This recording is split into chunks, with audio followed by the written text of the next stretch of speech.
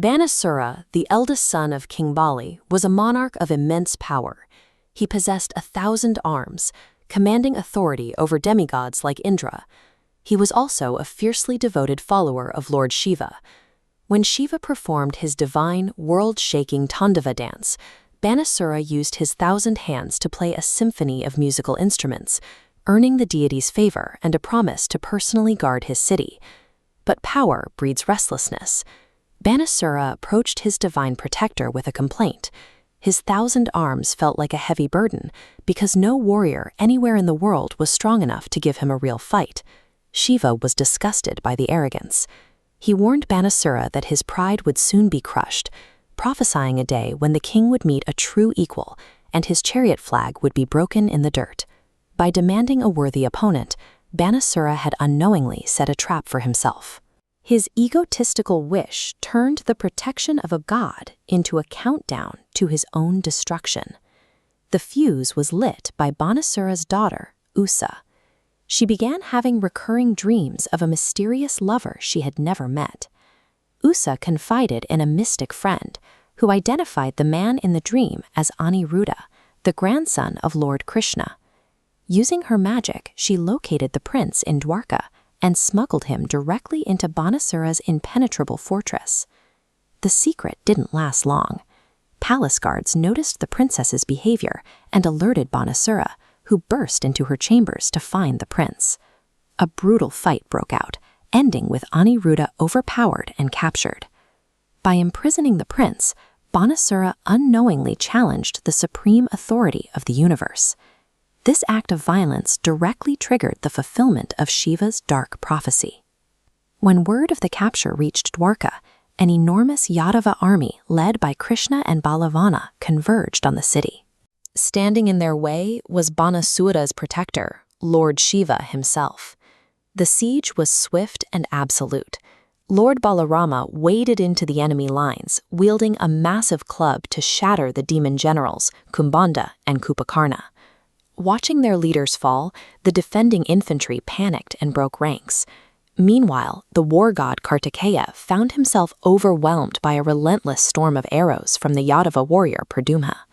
Bleeding and outmatched, Kartikeya was forced to flee the battlefield on his peacock.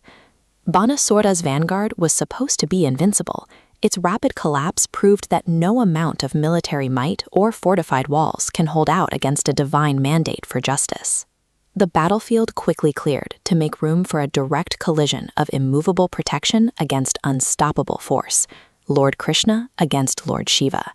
Shiva unleashed a wind attack, only for Krishna to neutralize it with a mountain weapon. Shiva hurled fire, and Krishna quenched it with rain.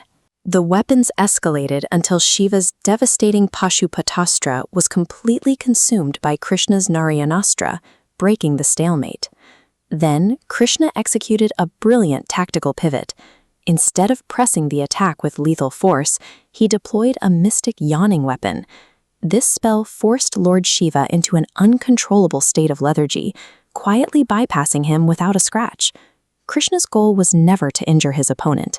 By neutralizing and disarming the great Lord Shiva, Krishna asserted his ultimate cosmic authority over the very forces guarding Banasura's gates. Infuriated by his crumbling defenses, Banasura charged his chariot straight at Krishna. Driven by pure adrenaline, the king simultaneously strung and fired 500 bows at once, darkening the sky with arrows. Krishna didn't even flinch.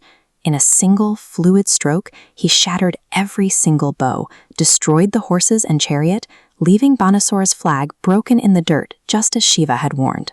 The king only survived because his mother, Kotara, ran onto the battlefield in naked distress, forcing Krishna to respectfully avert his eyes.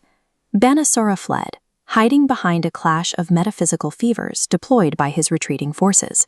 But when the king returned to make one final stand, the battle ended instantly. Krishna unleashed his Sudarsana disc, cleanly severing Banasura's 1,000 arms. The amputation of the arms functioned as a surgical strike against the king's pride. With the limbs gone, the massive ego that sparked the war was effectively dismantled. In the quiet aftermath, a surprising figure stepped onto the battlefield. Lord Shiva approached Krishna, not to seek vengeance for his fallen forces, but to offer a prayer of submission. This visualization illustrates the cosmic hierarchy. Shiva declared Krishna the absolute truth, the supreme light illuminating the universe, connecting all creation. He explained that souls like Banasura become obscured by material qualities, blinded by illusion, and begged Krishna for mercy. Krishna agreed, revealing his true motive. The entire conflict was a calculated intervention to cure Banasura of his false pride. With his ego destroyed, the king was spared, granted freedom from aging, and elevated to serve as one of Shiva's principal attendants.